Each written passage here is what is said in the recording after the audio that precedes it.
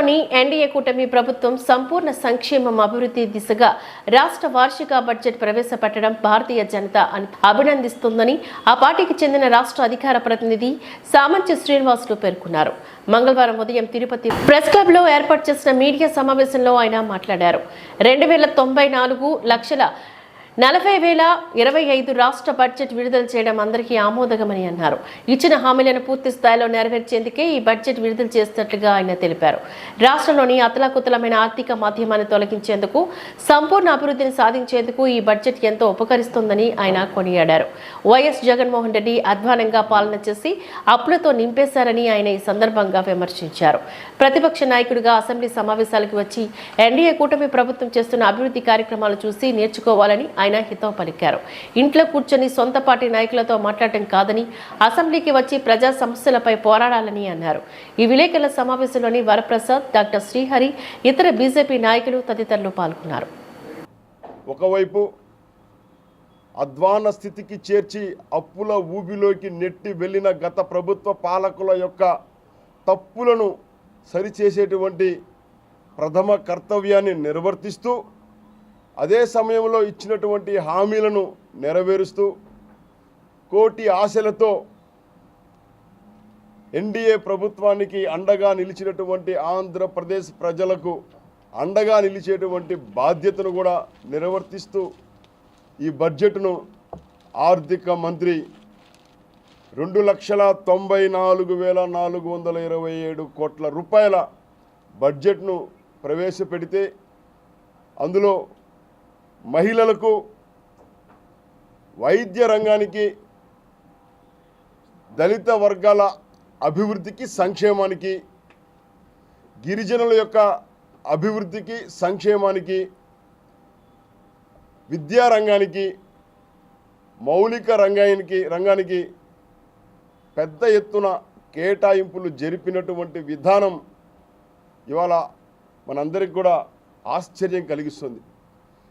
ఎందుకంటే వైద్య రంగానికి గత ప్రభుత్వం కేటాయించినటువంటి 23-24 బడ్జెట్లో కేటాయించినటువంటి నిధులతో పోలిస్తే అదనంగా 15.9% నిధులను అదనంగా కేటాయించినటువంటి ప్రభుత్వం ఇవాళ పేద ప్రజలకు అండగా నిలిచేందుకు ఎన్టీఆర్ వైద్య ఆరోగ్యానికి పెద్ద ఎత్తున నిధులను విడుదల చేసేటువంటి పరిస్థితి కనిపిస్తుంది.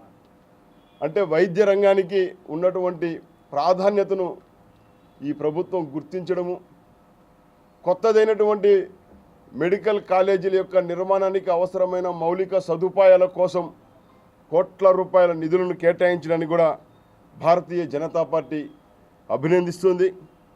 అంతేకాకుండా ఉపాధి, ఇందాక చెప్పినట్లు అభివృద్ధికి ఊతంగా నిలిచేటువంటి ఉపాధి రంగానికి కూడా స్కిల్ డెవలప్మెంట్, నరేంద్ర మోడీ గారి ప్రభుత్వం మొదటి నుంచి స్కిల్ ఇండియా ప్రాధాన్యత, అంటే యువతలో నైపుణ్యాన్ని పెంచే దిశగా తమ సొంత కాళ్ళపైన నిలబడే విధంగా యువతను తీర్చిదిద్దేదానికి నరేంద్ర మోడీ గారిని ఈ ప్రభుత్వం ఆదర్శంగా తీసుకుని స్వయం ఉపాధికి, అదేవిధంగా మహిళలకు, ఇందాక నేను చెప్పినట్లు మహిళలకు పెద్దపీట వేస్తూ ఆడబిడ్డ నిధికి 3,341 కోట్ల రూపాయలు ఆడబిడ్డ నిధి పేరుతోటి ఆ కార్యక్రమానికి, అదేవిధంగా డ్వాక్రా 0 వడ్డీ రుణం ఈ పథకానికి 1,250 కోట్ల రూపాయల నిధులను కేటాయించడము, దళితుల యొక్క సంక్షేమం మరియు అభివృద్ధి కోసం 18,497 కోట్ల రూపాయలు, గిరిజనుల యొక్క సంక్షేమం అభివృద్ధి కోసం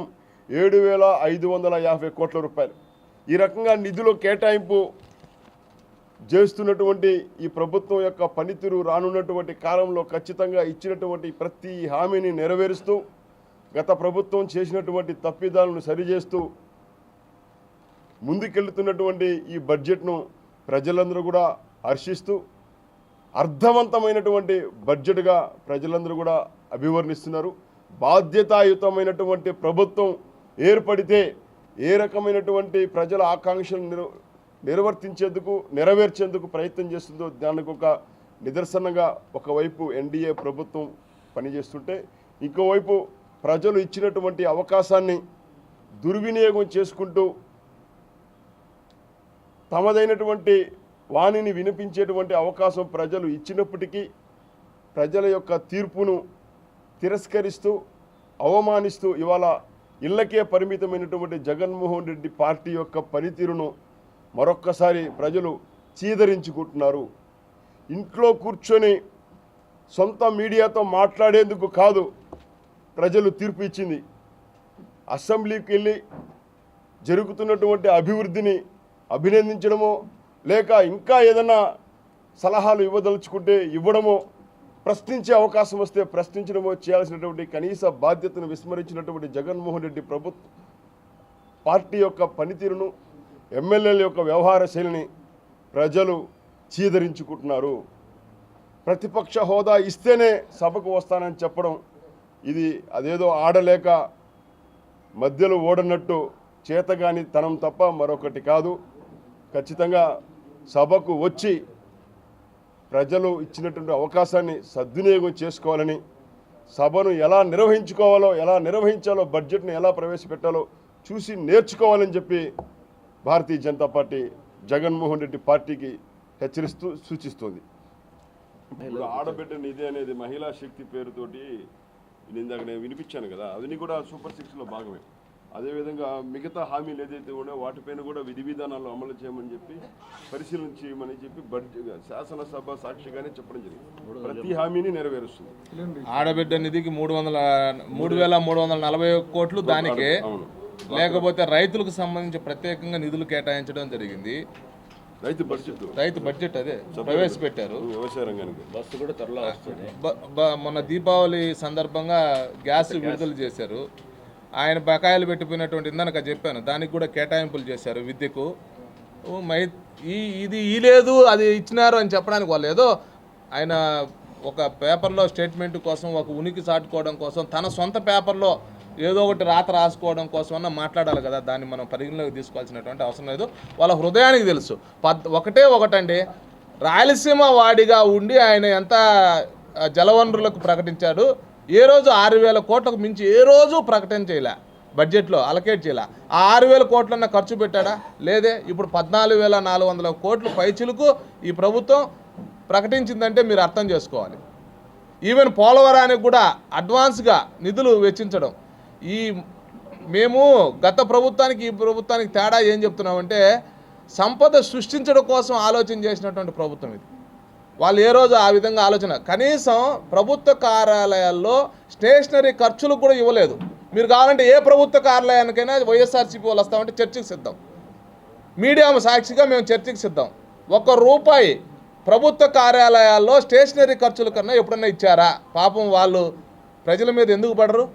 ప్రజల మీద పోయినటువంటి వాళ్ళ దగ్గర అడుక్కోలేక ఏదో వాళ్ళకు 4 మంచి పనులు చేసి ₹4 డబ్బులు తీసుకొని ఆ డబ్బుతోటి వచ్చినటువంటి ప్రోటోకాల్ అధికారులకు కానీ, లేదంటే ఆఫీసులో స్టేషనరీ ఖర్చులకు కానీ ఖర్చు పెట్టారు.